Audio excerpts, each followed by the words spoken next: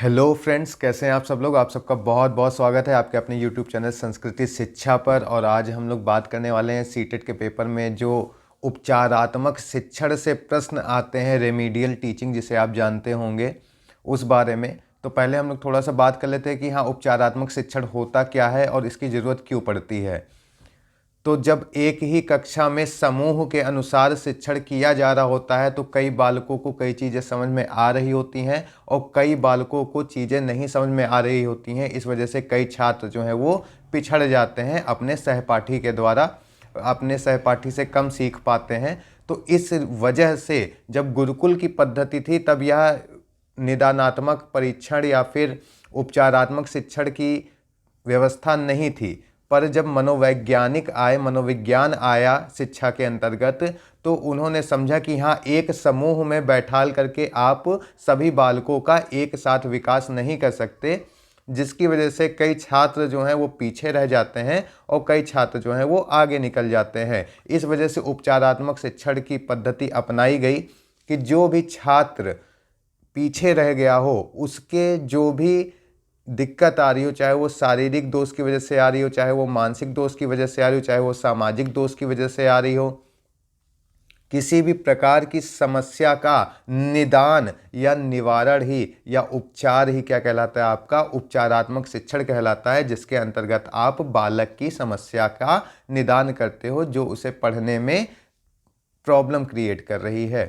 तो आज हम लोग जानेंगे उपचारात्मक शिक्षण के बारे में, क्या क्या प्रॉब्लम्स आ सकती हैं बालक को। तो बालक शाश्वत उच्चारण नहीं कर रहा होगा, या फिर उसका उच्चारण स्थान गलत होगा, वह वर्णों को शुद्ध आरोह अवरोह में नहीं बोल रहा होगा, उसके पढ़ने की गति मंद होगी, वह कई काठिन्य शब्दों को, जो कठिन शब्द हैं, जो कठिन वर्ण हैं, उनका उच्चारण गलत कर रहा होगा, वह पढ़ने में सक्षम नहीं हो पा रहा होगा। तो एक शिक्षक जो है इसके लिए प्रयोग करता है, निदानात्मक प्रयोग करता है, जिसके अंतर्गत जब उसे पता चल जाता है कि हाँ, ये कठिनाई है, तो फिर तत्पश्चात वो उसके ऊपर उपचार चालू करता है। और उपचार देखिए, व्यक्तिगत भी हो सकता है, सामूहिक भी हो सकता है। अगर व्यक्तिगत कठिनाई है तो व्यक्तिगत उपचार होगा, और अगर सामूहिक सभी बालकों में कठिनाई आ रही है किसी विषय को लेकर, तो आपका सामूहिक उपचार होगा।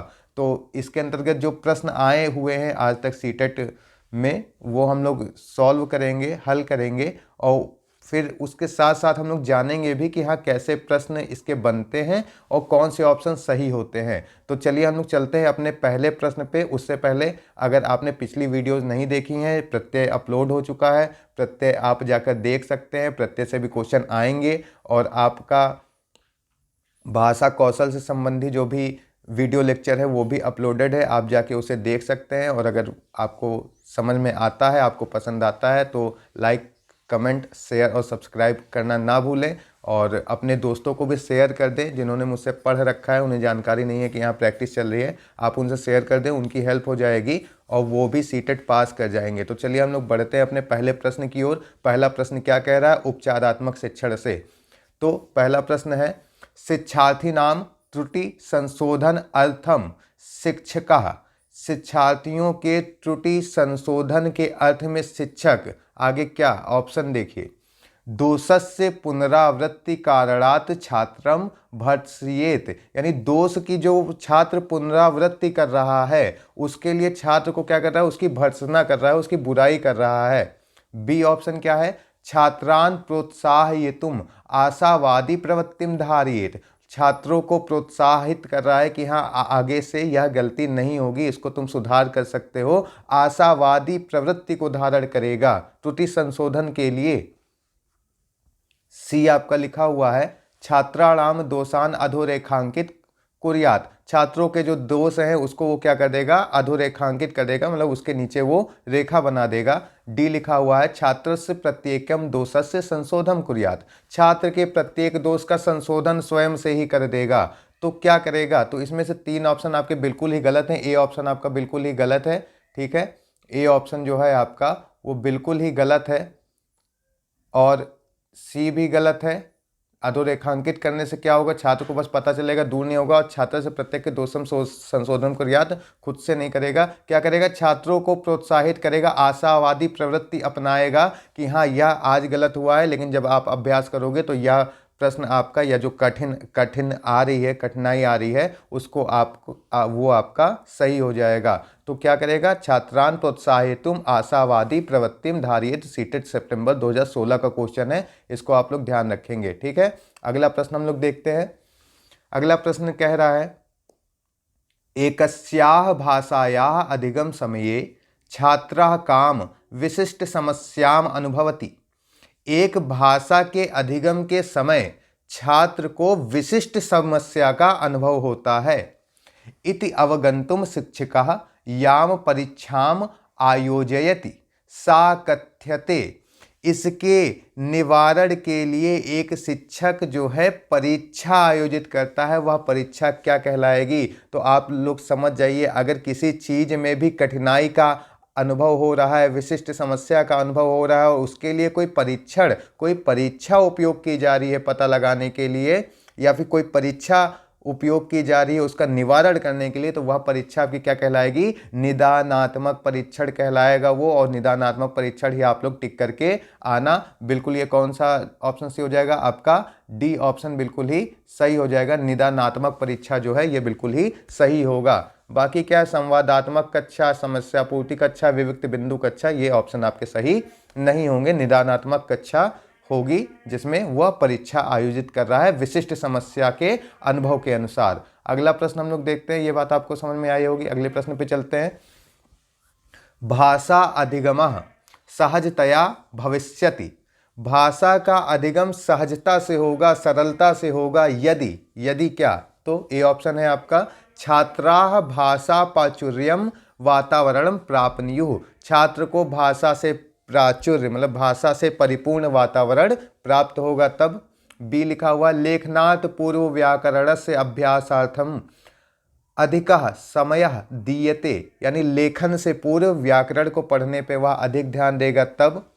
सी लिखा है पाठ्य पुस्तकानि ना पाठ्यन्ते, पाठ्य पुस्तक को नहीं पढ़ेगा तब। और डी परीक्षा ना भवेत। तो सी और डी तो आपके बिल्कुल ही गलत हैं। सी और डी आपका बिल्कुल ही गलत है कि परीक्षा ना भवेत और पाठ्य पुस्तकानि ना पाठ्यन्ते। आपका कौन सा ऑप्शन सही हो जाएगा? भाषा अधिगम सहजता से तब होगी जब भाषा का परिपूर्ण वातावरण छात्र को मिलेगा। तो ए ऑप्शन आपका बिल्कुल ही करेक्ट हो जाएगा। और लेखन से पूर्व व्याकरण का अभ्यास करेगा तो उसका भाषा अधिगम नहीं होगा, वो लिखने में सक्षम हो जाएगा। ठीक है, भाषा अधिगम में चारों कौशल आते हैं। आपका सुनना आता है, बोलना आता है, पढ़ना आता है और लिखना आता है। ये चारों कौशल कैसे डेवलप होते हैं? तो भाषा के परिपूर्ण वातावरण से। अगले प्रश्न पे हम लोग चलते हैं, ये बात आप लोगों को समझ में आई होगी।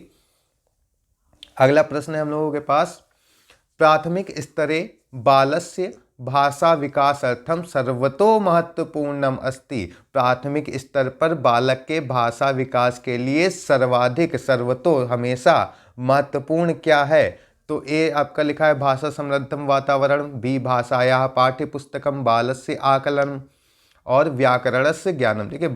देखिए आपका बालस्य आकलनम तो ये गलत ही हो जाएगा क्योंकि ये इस प्रश्न का उत्तर नहीं हो सकता। बालक का आकलन, व्याकरण का ज्ञान, भाषाया पाठ्य पुस्तकम और भाषा समृद्धम वातावरण तीनों सही है। लेकिन क्या लिखा है? सर्वतो महत्वपूर्णम अस्ति। प्राथमिक स्तर के बालक के लिए क्या सर्वाधिक महत्वपूर्ण है? तो वो है आपका भाषा समृद्ध वातावरण। देखिए हम लोग भाषा से संबंधी सॉल्व कर रहे हैं और ये प्रश्न आ चुका है सीटेट दिसंबर 2019 में। तो भाषा समृद्ध वातावरण आपको हमेशा ध्यान में रखना है कि बालक का अगर भाषा का सहजता से विकास करना है तो क्या होना चाहिए? भाषा का समृद्ध वातावरण आपको बालक को देना पड़ेगा। अगले प्रश्न पे हम लोग चलते हैं, जल्दी जल्दी हम लोग देखते हैं, समय की कमी है आपके पास भी।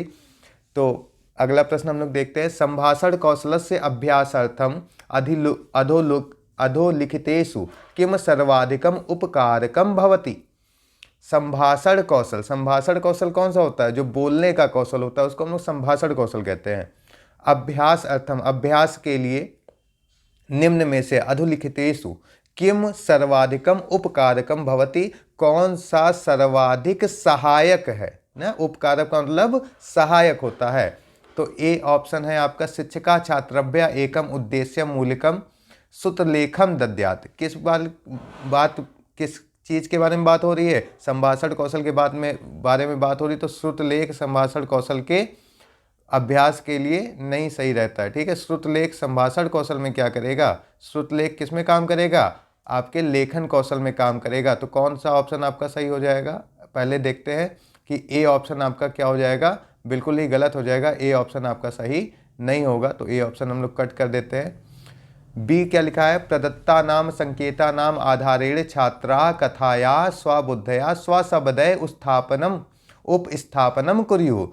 मतलब कि संकेतों के आधार पे छात्र जो है कथा का स्वयं की बुद्धि से, स्वयं के शब्द से क्या करेगा, उपस्थापना करेगा, दोबारा स्थापना करेगा। तो ये देखिए, ये बिल्कुल ही सही है कि जब छात्र स्वयं की बुद्धि से स्वयं के शब्दों में पूरे संकेतों के आधार पर वाक्य का पुनः स्थापन करेगा, वह उसके संभाषण कौशल का अभ्यास है कि हाँ, वह जो पढ़ा हुआ है उसको दोबारा से वह प्रस्तुत कर पा रहा है, किसमें, स्वयं की बुद्धि से, स्वयं के शब्दों से। तो बी ऑप्शन आपका बिल्कुल ही सही हो जाएगा। सी लिखा हुआ, छात्र एकस्या परियोजना उत्तमम अभिलेखस्य प्रस्तुतिकर्या।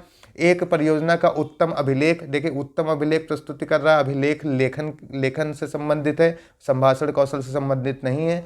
डी लिखा हुआ, कस्यचित विषयस्य उपरि छात्रः एका लघ्वी औपचारिक प्रस्तुति करणीया। औपचारिक प्रस्तुति कर रहा है, ये भी आपका गलत है। कौन सा ऑप्शन सही है, बी ऑप्शन आपका बिल्कुल ही सही है। आप लोग ध्यान रखना, जो भी क्वेश्चन मैं करवा रहा हूँ उससे मिलते जुलते क्वेश्चन आ सकते हैं और हो सकता है कि यही क्वेश्चन आपका रिपीट हो जाए। बिल्कुल आप लोग शेयर कर दीजिए जिसको भी ज़रूरत हो, जो भी सीटेट का एग्जाम देने वाला हो, क्योंकि ये क्वेश्चन बहुत ही इंपॉर्टेंट होने वाले हैं उनके सीटेट के एग्जाम के लिए। तो अगला क्वेश्चन है आपका, अंकिता एका दृष्टिहीना छात्रः भवतः कक्षायाम अस्ति, भवान भाषा शिक्षक रूपेण किम कर्तुम अर्हति। यानी अंकित एक दृष्टिहीन छात्र है अपनी कक्षा में, आप भवान भाषा शिक्षक के रूप में क्या करोगे, क्या करने की अर्हता रखते हो। तो ये लिखा हुआ, विविधा नाम इंगिता नाम शारीरिक क्रियाणाम च बहुलतया उपयोगम करिष्यति। विविध रूप से इंगित करके शारीरिक क्रिया का प्रयोग करके उसको पढ़ाओगे। तो भैया शारीरिक क्रिया का उपयोग करोगे तो वो देख कहाँ पाएगा, वो तो दृष्टिहीन बालक है ना अंकित। बी लिखा है, स्वर शैली नाम योग्य विरामाणाम च प्रयोगम कृत्वा स्पष्टम भाषेत स्पष्टवा अनुभव योग्यानाम वस्तूनाम च उपयोगम कुर्यात्।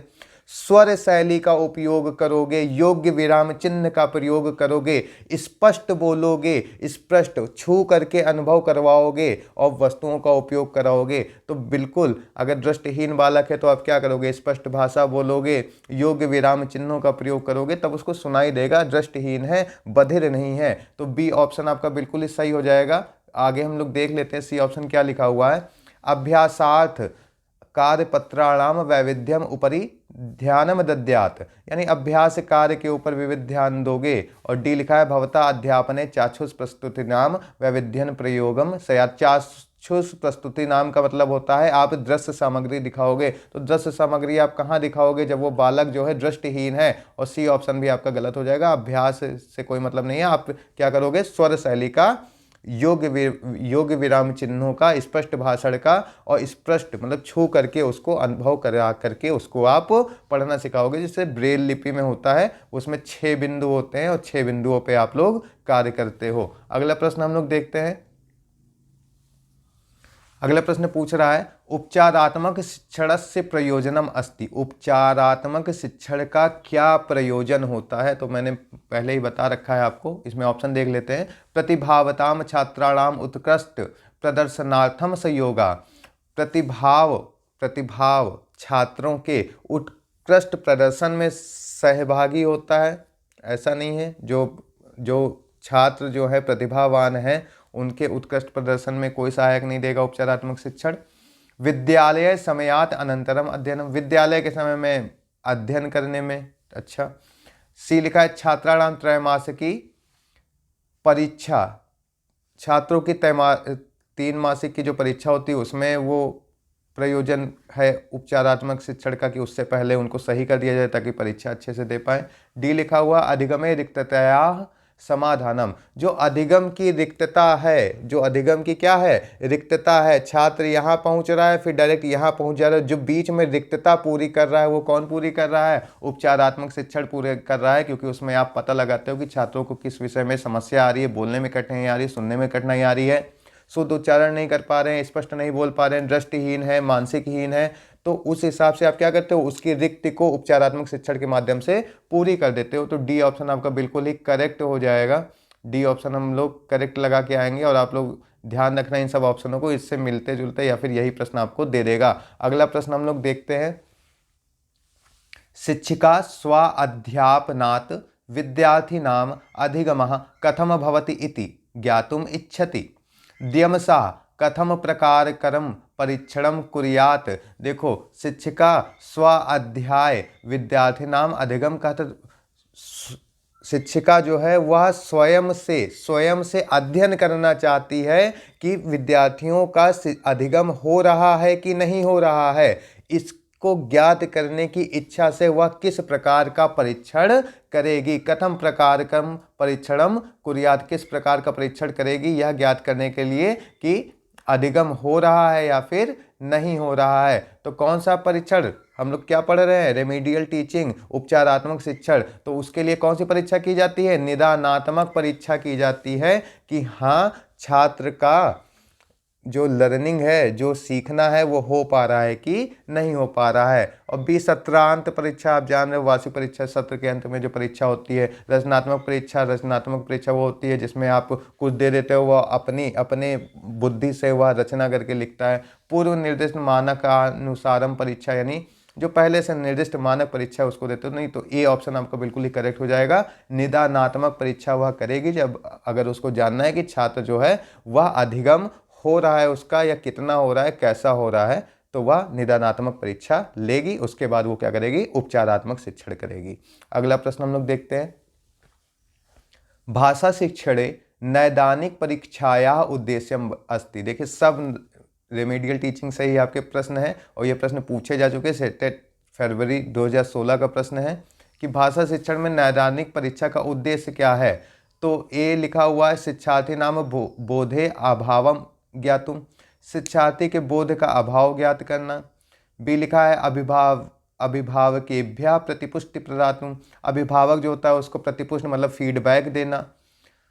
सी लिखा है छात्राणाम प्रगति विवरण पत्रम पूरयितुम, छात्राणाम जो छात्रों का जो प्रगति विवरण पर जैसे आप रिजल्ट कहते हो उसको पूरा करने हेतु।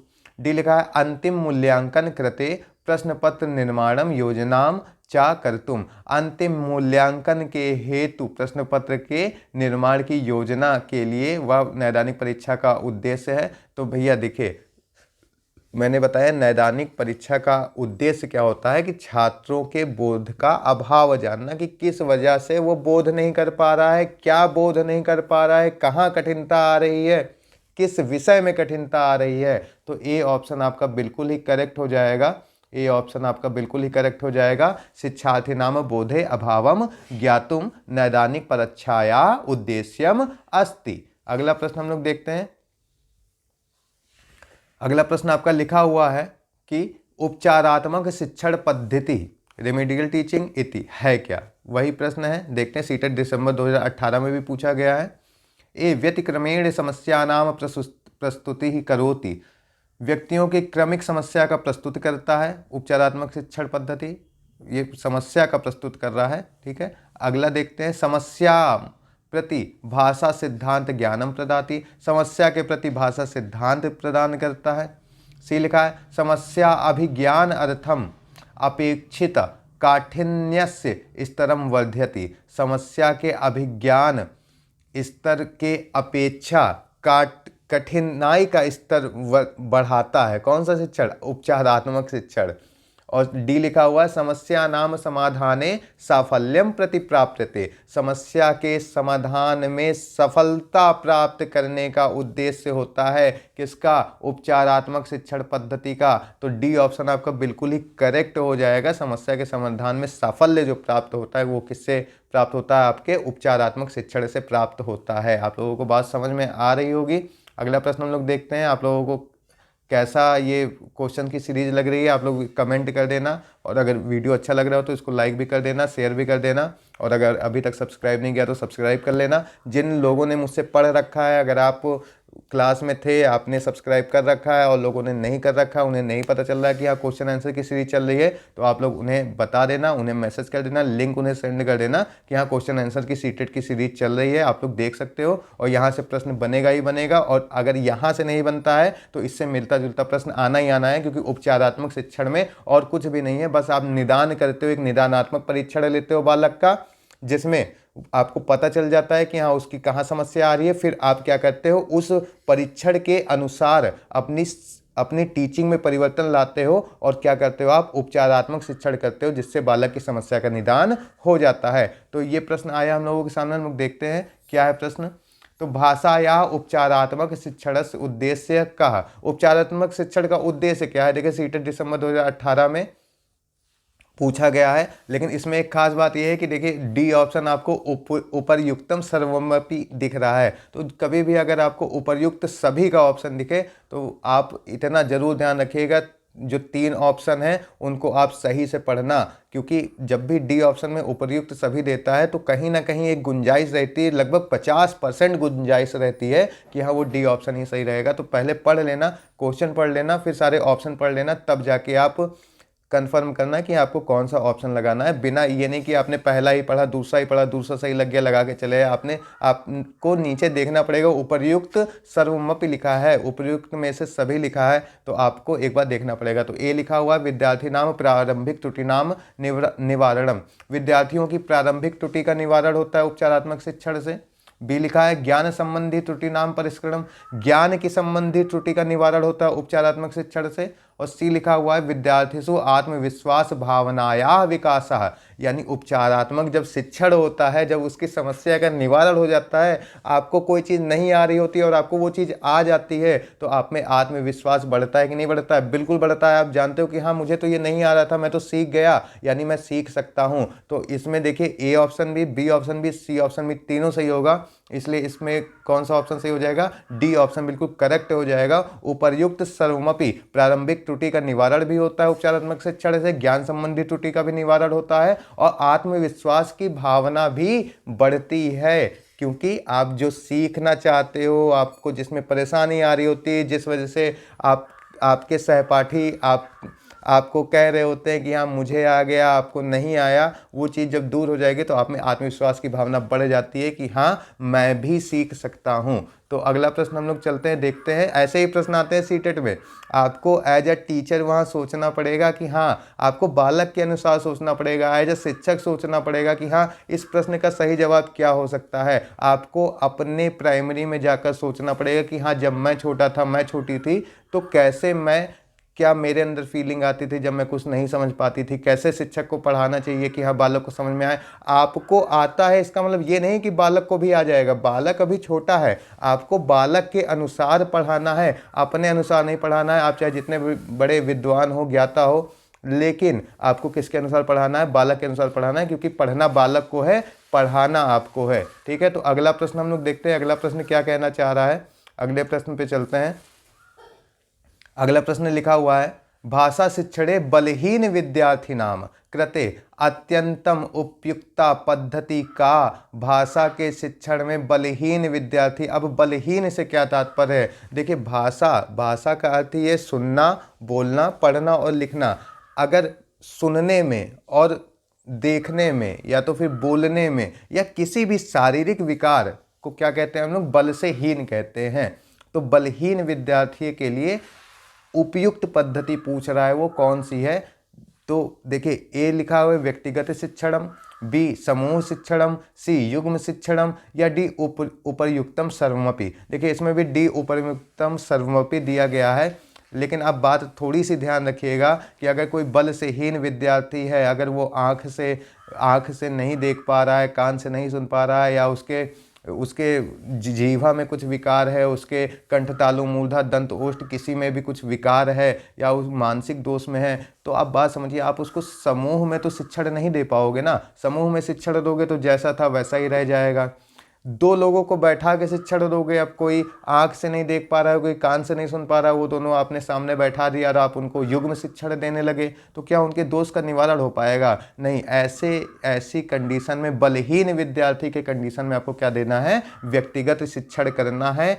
एक व्यक्तिगत, एक उसके अनुसार ही आपको शिक्षण देना है। आपको सामूहिक शिक्षण भी नहीं देना और युग्म शिक्षण भी नहीं देना है। ए ऑप्शन आपका बिल्कुल ही करेक्ट हो जाएगा। बिल्कुल आप उस लेवल पे जाके सोचिएगा कि हाँ आप ही बलहीन हो, तब जाकर आपको ऑप्शन अच्छे से समझ में आएगा। और संस्कृत में लिखा है, लेकिन आप देख सकते हो कि व्यक्तिगत शिक्षणम ना, सिर्फ माही हलंतित माही लगाए, बाकी व्यक्तिगत शिक्षण तो आप पहचान ही रहे होगे। अगला प्रश्न हम लोग देखते हैं। आप लोगों को बात समझ में आ रही होगी, उम्मीद है। अगर समझ में आ रही होगी तो लाइक, कमेंट, सब्सक्राइब, शेयर जरूर कर दीजिएगा। और अगले प्रश्न पे हम लोग बढ़ते हैं।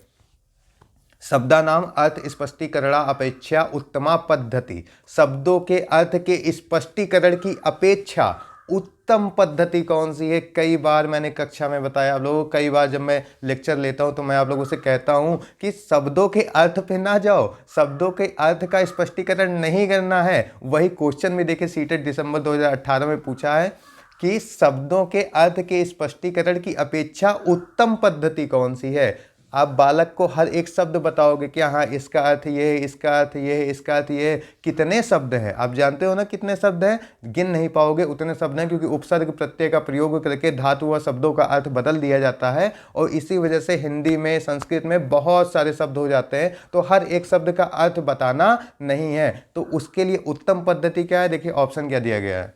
ए शब्दानाम विवरणम, शब्दों का विवरण करोगे। ये तो बिल्कुल ही गलत है। आप पेज ऊपर भी लिखा है स्पष्टीकरण और विवरण एक ही चीज होती है, स्पष्टीकरण और विवरण एक ही चीज होती है, तो ए ऑप्शन बिल्कुल गलत हो जाएगा। शब्दकोशम दृष्ट्वा विवरणम, शब्दकोश को देख कर विवरण दोगे, ये भी गलत हो जाएगा भैया। कब तक शब्दकोश देखोगे? डिक्शनरी के साथ में लेकर घूमोगे? सी क्या है? वाक्येषु शब्द प्रयोग द्वारा अर्थान अनुमातुम अवकाश कल्पनम, यानी वाक्यों के अनुसार शब्द प्रयोग के द्वारा अर्थ का अनुमान करोगे। वाक्य क्या लिखा है, उस पूरे वाक्य को जब देखोगे उसमें एक शब्द का अर्थ समझ में नहीं आ रहा है, तो क्या आप अनुमान नहीं लगा सकते हो उस शब्द को देखकर कि हाँ ये शब्द क्या कहना चाह रहा होगा? तो ये बिल्कुल ही उत्तम पद्धति है कि वाक्य के अनुसार आप शब्द को देखोगे और उस शब्द का अनुमान लगाओगे कि हाँ ये क्या कहना चाह रहा है। तो सी ऑप्शन बिल्कुल ही करेक्ट हो जाएगा। डी लिखा हुआ है भाषा शिक्षणम अध्ययन शब्दार्था नाम स्पष्टीकरण, ये भी स्पष्टीकरण, स्पष्ट कुछ नहीं करना है, बालकों को सिखाना है कि हाँ कैसे वे वाक्य के अनुसार शब्द का अनुमान लगा सकते हैं कि हाँ ये शब्द जो है वो ये अर्थ प्रस्तुत कर रहा है। किसके अनुसार? वाक्य के अनुसार। हम बता रहे हैं एक ही शब्द के अलग अलग अर्थ होते हैं, आपको पता है ना। जब एक ही शब्द के अलग अलग अर्थ होते हैं तो शब्द का अर्थ कैसे पता चलेगा? तो वाक्य के अनुसार ही तो पता चलेगा कि हाँ वो शब्द क्या कहना चाह रहा है। तो सी ऑप्शन आपका बिल्कुल ही करेक्ट हो जाएगा। आप लोग इसको ध्यान रखिएगा। अगले प्रश्न पे हम लोग बढ़ते हैं। अगला प्रश्न क्या कह रहा है हम लोगों से? तो लिखा हुआ है विद्यार्थी नाम कार्य निष्पादने दुर्बलतायाः कारणम ज्ञातुम शिक्षिका एकस्याः परीक्षायाः प्रस्तुतिं करोति, सा परीक्षा कथ्यते। विद्यार्थियों के कार्य के निष्पादन की दुर्बलता का कारण जानने हेतु ज्ञातुम शिक्षिका एक परीक्षा प्रस्तुत करती है। वह परीक्षा क्या कहलाएगी? क्या कहलाएगी भैया? तो हम लोग इस पूरे सेशन में यही सीख पाए हैं कि भैया जब भी कभी भी समस्या का निवारण करना होगा, समस्या पहचानना होगा तो निदानात्मक परीक्षा, समस्या का निवारण करना होगा तो उपचारात्मक शिक्षण करना पड़ेगा। और तो ये भी तो वही है, कार्य के निष्पादन में दुर्बलता का कारण जानने हेतु शिक्षिका एक परीक्षा का आयोजन करती है। तो कौन सी परीक्षा कहलाएगी आपकी? वो निदानात्मक परीक्षा कहलाएगी। कौन सी परीक्षा कहलाएगी? निदानात्मक परीक्षा आपकी कहलाएगी। आप लोगों को उम्मीद है बात समझ में आई होगी और इस चैप्टर से प्रश्न बनेगा ही बनेगा, चाहे आपके कहीं भी पूरे इंडिया में कहीं भी कोई भी पेपर हो रहा होगा सीटेट का। उपचारात्मक शिक्षण आज की पद्धति है, आज के मनोविज्ञान ने इसको डाला है। गुरुकुल में ऐसी कोई पद्धति नहीं होती थी, तो इससे प्रश्न बनने की पूरी संभावना, क्या मैं कह सकता हूँ बिल्कुल प्रश्न आने वाला है यहाँ से। तो जो भी लोग सीटेट का एग्ज़ाम देने वाले हैं सीटेट 2022 का, उनको आप शेयर कर दीजिए और बिल्कुल वो लोग समझेंगे कि हाँ आप उनकी केयर करते हो, इसलिए आपने उन्हें शेयर किया है। और अगर आप लोगों को वीडियो पसंद आया होगा तो आप लोग इसको लाइक कमेंट सब्सक्राइब कर लीजिएगा, और यहीं पे सब्सक्राइब का बटन अभी आ जाएगा। और अगर आपने पुरानी वीडियोस नहीं देखी है, पिछली वीडियोस नहीं देखी है, तो जाकर उनको देख लीजिए, आप लोगों की हेल्प हो जाएगी। आप लोग सारे प्रत्यय पहचानना सीख जाओगे, चाहे वो तिन प्रत्यय हो, लुट प्रत्यय हो, यत प्रत्यय हो, तुमन प्रत्यय हो, सर्त प्रत्यय हो, सानच प्रत्यय हो, जितने भी प्रत्यय हैं आपके कृत प्रत्यय तद्धित प्रत्यय में अंतर आप सीख जाओगे। और सीटेट के गद्यांश में आने ही वाला है, और आगे भी हम लोग इस सीरीज़ को जारी रखेंगे। हम लोग क्वेश्चन प्रैक्टिस करेंगे किसके wise chapter wise question practice करेंगे, जिससे आप लोगों का चैप्टर भी क्लियर होता रहे और आप लोगों की क्वेश्चन भी प्रैक्टिस होती रहे, प्लस गद्यांश की भी प्रैक्टिस हम लोग करेंगे। और आप लोग ऐसे ही बने रहिए और वीडियो को ज़्यादा से ज़्यादा शेयर कर दीजिए और सब्सक्राइबर बढ़ाइए। और आप लोगों से मिलता हूँ अपने नेक्स्ट लेक्चर में। आप लोगों का बहुत बहुत शुक्रिया। धन्यवाद।